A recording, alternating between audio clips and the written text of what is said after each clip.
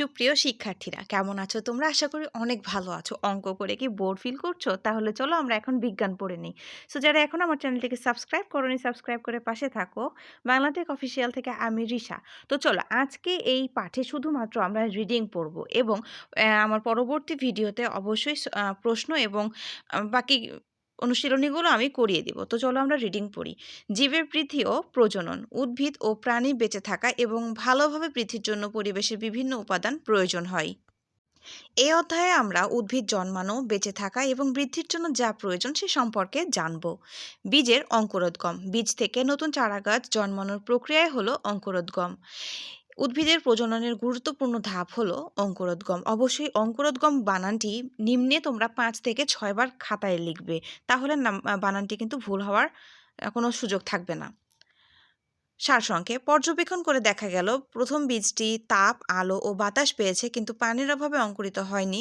দ্বিতীয় বীজটি তাপ, আলো, বাতাস ও পানি পেয়ে ভালোভাবে অঙ্কুরিত হয়েছে।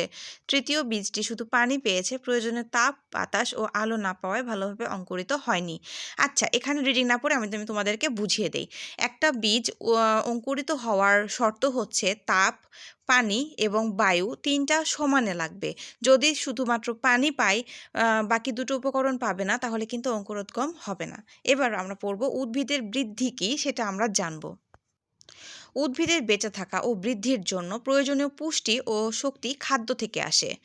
খাদ্য গ্রহণ করে উদ্ভিদ ধীরে ধীরে ছোট থেকে বড় হয়। সেম প্রসেস আমরাও ছোটবেলা থেকে বড় হই কিভাবে? খাদ্যর মাধ্যম দিয়েই, তাই না? তেমনি উদ্ভিদের বৃদ্ধি হয়ও খাবারের মাধ্যম দিয়ে।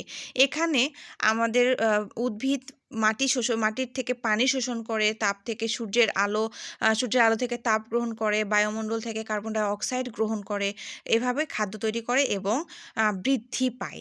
এর সারসংক্ষেপটা তোমরা যদি পড়ো তাহলে বুঝতে পারবা। দেখো, রিডিং কিন্তু সবাই পারে, কিন্তু সেখানে আমার মনে হয় যে তোমাদেরকে বুঝিয়ে বলাটাই হচ্ছে চ্যালেঞ্জিং একটা বিষয়। যদি তোমরা বুঝতে পারো তবে কিন্তু খুব তাড়াতাড়ি উত্তরটা করতে পারবে। সো আমি বোঝানোর চেষ্টা করছি, ভুল হলে তোমরা অন্য ভিডিও দেখতে পারো, দেখে সংশোধন করে নিতে পারো। সো আর যদি ভালো লাগে অবশ্যই আমার সঙ্গে থাকবে। ওই তো আমি যা যা বললাম যে উদ্ভিদের সূর্যের আলো প্রয়োজন, বায়ু প্রয়োজন, পানি প্রয়োজন, তাছাড়া কিন্তু আহ, সালোকসংশ্লেষণ হবে না, মানে কি উদ্ভিদ খাদ্য তৈরি করতে পারবে না, আর খাদ্য তৈরি করতে না পারলে গাছ কিন্তু বা উদ্ভিদ কিন্তু মারা যাবে, শক্তি পাবে না। এটা কিন্তু আমাদের বইয়ে একটা সুন্দর পরীক্ষা করে দেওয়া আছে। সো এটাই আমি। এরপর আমরা সপুষ্পক উদ্ভিদের ফুল, ফল ও বীজ সম্পর্কে জানব। প্রথমত আমাদের জানতে হবে সপুষ্পক উদ্ভিদ কি। যে সকল উদ্ভিদের ফুল ও ফল হয় তারা হচ্ছে সপুষ্পক, যাদের ফুল ফল হয় না তারা হলো অপুষ্পক উদ্ভিদ। তাহলে এইটুকু তো আমরা জানি যে একটা সপুষ্পক উদ্ভিদেরই কেবলমাত্র ফুল, ফল ও বীজ হয়। ফুল কি?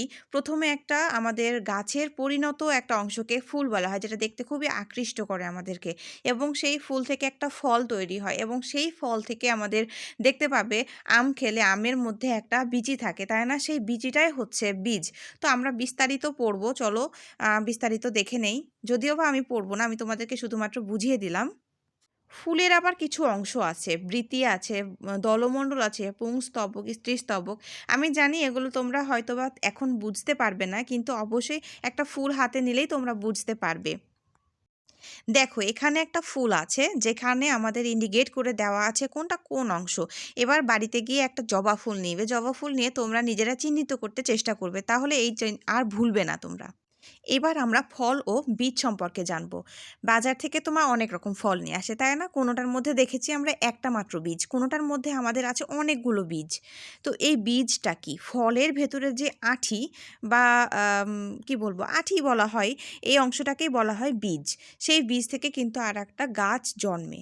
সো চলো আমরা একটু আমাদের ফলের মধ্যে তো অনেক রকম ভিটামিন ও খনিজ লবণ থাকে, আর এই সম্পর্কে আমরা আরেকটু বিস্তারিত জানি। চমৎকার একটা কাজ। দেখো, এখানে ফলের নাম, ফল, বীজের উপস্থিতি এবং বীজের সংখ্যা।